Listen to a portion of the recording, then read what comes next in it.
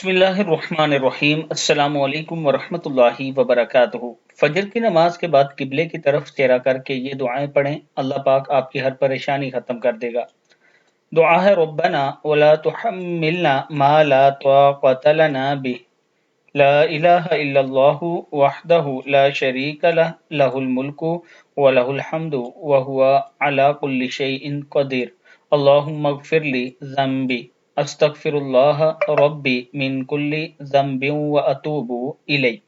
सदक़ल्लाहुल अज़ीम। अल्लाह ताला हम सबको भी इस पर अमल करने की तौफीक दे। इसके साथ मैं अपने तमाम चाहने वालों से गुजारिश करूंगा, और ख़ास तौर पर उन लोगों से जिनको अल्लाह ताला ने माल और दौलत से नवाजा है, अगर आप रमज़ान शरीफ या रमज़ान से पहले ज़कात, सदक़ात, खैरात करते हैं तो आप मुझसे ज़रूर तावन करें।